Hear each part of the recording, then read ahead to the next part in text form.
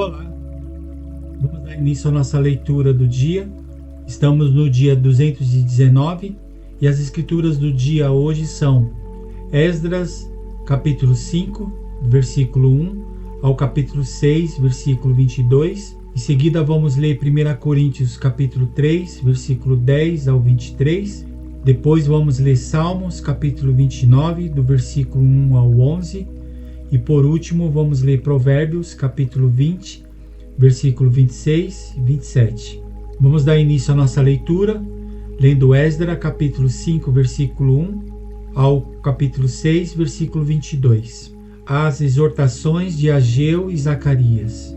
O profeta Ageu e o profeta Zacarias, filho de Ido, profetizaram aos judeus que estavam em Judá e em Jerusalém, em nome do Deus de Israel que estava sobre eles. Então Jorababel, filho de Sealtiel, e Jesua, filho de Josadaque, começaram a reconstruir a casa de Deus em Jerusalém. Os referidos profetas de Deus estavam com eles e os ajudavam. Nesse tempo, Tatenai, governador da região deste lado do Eufrates, e Setar-Bozenai e os seus companheiros vieram até eles e assim lhes perguntaram: quem deu a ordem para vocês reconstruírem este templo e restaurarem esta muralha? Perguntaram mais: e quais são os nomes dos homens que estão construindo este edifício? Porém os olhos de Deus estavam sobre os anciões dos judeus, de maneira que não foram obrigados a parar, até que o assunto chegasse a Dário e viesse resposta por carta sobre isso. Os adversários consultam Dário. Eis a cópia da carta que Tatenai, o governador da região desse lado do Eufrates, com Setar-Bozenai e os seus companheiros, os afarsaquitas, que estavam deste lado do rio, enviaram ao rei Dário, no qual lhe deram um relatório nos seguintes termos: ao rei Dário, toda a paz. Saiba o rei que nós fomos à província de Judá, ao templo do grande Deus que está sendo construído com grandes pedras. A madeira está sendo colocada nas paredes e a obra está sendo feita com diligência e avançando nas mãos deles. Perguntamos aos anciões e assim lhe dissemos: quem deu ordem para vocês reconstruírem este templo e restaurarem esta muralha? Além disso, perguntamos também pelos nomes deles, para informar ao Senhor, para que pudéssemos enviar por escrito ao rei os nomes dos homens que são os chefes deles.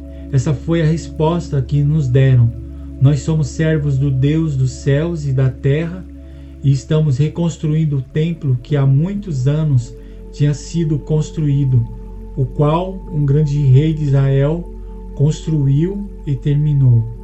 Mas depois que os nossos pais provocaram o Deus dos céus à ira, ele os entregou nas mãos de Nabucodonosor, rei da Babilônia, o caldeu, o qual destruiu este templo e transportou o povo para a Babilônia. Porém Ciro, rei da Babilônia, no primeiro ano do seu reinado, deu ordem para que esta casa de Deus fosse reconstruída.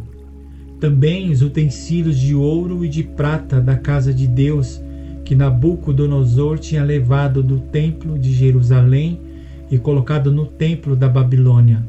O rei Ciro os tirou de lá e foram dados a um homem cujo nome era Sesbazar, a quem tinha nomeado governador, e a quem disse: pegue esses utensílios, vá e leve-os ao templo de Jerusalém, e que a casa de Deus seja reconstruída no seu antigo lugar.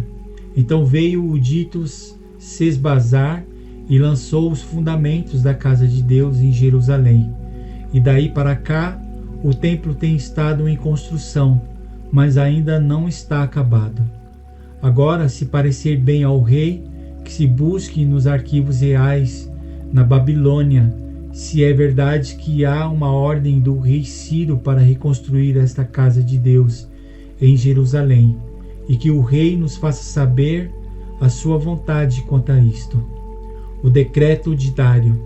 Então o rei Dário deu ordem e foi feita uma busca nos arquivos reais da Babilônia, onde se guardavam os documentos. Em Ecbatana, a fortaleza que está na província da Média, se achou um rolo e nele estava escrito um memorial que dizia assim: o rei Ciro, no primeiro ano do seu reinado, baixou o seguinte decreto: com respeito à casa de Deus em Jerusalém, ele deve ser reconstruída para ser um lugar em que se ofereçam sacrifícios. Os seus fundamentos serão firmes, a sua altura será de 27 metros e a sua largura será de 27 metros, com 3 carreiras de grandes pedras e uma carreira de madeira nova. As despesas serão pagas pelo palácio real. Além disso, os utensílios de ouro e de prata da casa de Deus, que Nabucodonosor havia tirado do templo de Jerusalém, levando-os para a Babilônia, serão devolvidos para o templo de Jerusalém, cada um utensílio para o seu lugar, e serão recolocados na casa de Deus. A resposta de Dário. E agora você, Tatenai, governador da região do outro lado do Eufrates, e também Setar-Bozenai e os seus companheiros, os Afarzaquitas, que estão do outro lado do rio, fiquem longe daquele lugar. Não interrompam a obra desta casa de Deus, para que o governador dos judeus e os seus anciões reedifiquem a casa de Deus no seu antigo lugar. Também estou decretando o que vocês devem fazer com estes anciões dos judeus, para que reedifiquem esta casa de Deus, a saber, que da tesouraria real, isto é, dos tributos recebidos da região do outro lado do rio Eufrates, se pague diligentemente a despesas a estes homens, para que a obra não seja interrompida. Também lhes seja dada dia após dia, sem falta, aquilo que necessitam, novilhos, carneiros e cordeiros, para os holocaustos ao Deus dos céus, e também trigo, sal, vinho e azeite, segundo a determinação dos sacerdotes que estão em Jerusalém. Isto para que ofereçam sacrifícios de aroma agradável ao Deus dos céus e orem pela vida do rei e dos seus filhos. Também estou decretando que, se alguém alterar esse decreto, uma viga seja arrancada da sua casa e que ele seja levantado e pendurado nela, e que a sua casa seja transformada num montão de entulho. O que o Deus que fez habitar ali o seu nome derrube todos os reis e povos que estenderem a mão para alterar o decreto e para destruir essa casa de Deus que está em Jerusalém. Eu, Dário, baixei o decreto, que se execute com toda a diligência. O templo é concluído. Então, Tatenai, o governador da região deste lado de Eufrates, Setar-Bozenai e os seus companheiros assim o fizeram com toda a diligência, segundo o que o rei Dário havia decretado. Os anciões dos judeus iam construindo e prosperando em virtude do que profetizaram os profetas Ageu e Zacarias, filho de Ido.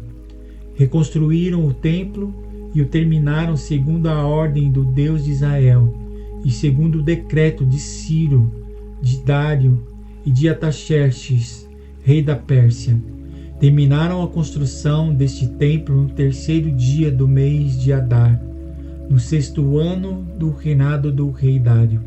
A dedicação do templo. Os filhos de Israel, os sacerdotes, os levitas e os restantes dos exilados celebraram com alegria a dedicação desta casa de Deus. Estabeleceram os sacerdotes dos seus turnos e os levitas nas suas divisões para o serviço de Deus em Jerusalém, segundo está escrito no livro de Moisés. A celebração da Páscoa. Os que voltaram do cativeiro celebraram a Páscoa no dia 14 do 1º mês. O sacerdote e os levitas tinham se purificado, e todos, sem exceção, estavam limpos. Mataram o cordeiro da Páscoa para todos os que voltaram do cativeiro, para os sacerdotes, seus irmãos, e para si mesmo. Assim, os filhos de Israel que tinham voltado do exílio comeram a Páscoa, juntamente com todos os que, unindo-se a eles, se haviam separado das coisas impuras dos gentios da terra, para buscarem o Senhor, o Deus de Israel.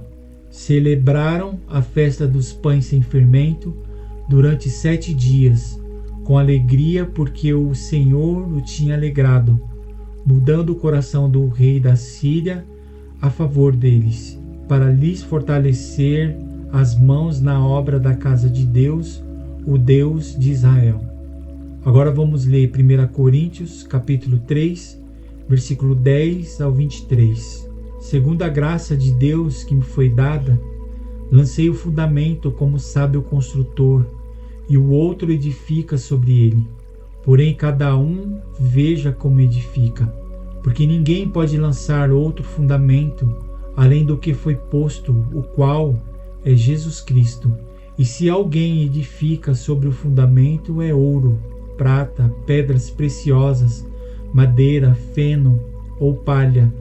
A obra de cada um se tornará manifesta, pois o dia a demonstrará, porque será revelada pelo fogo, e o fogo provará qual é a obra de cada um.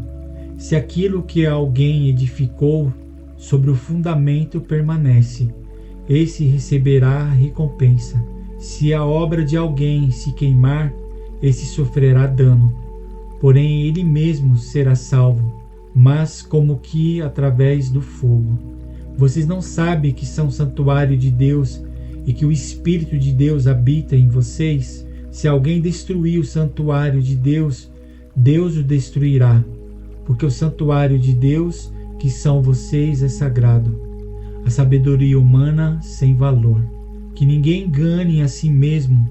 Se algum de vocês pensam que é sábio neste mundo, faça-se louco para se tornar sábio, porque a sabedoria deste mundo é loucura diante de Deus, pois está escrito: Ele apanha os sábios na própria astúcia deles.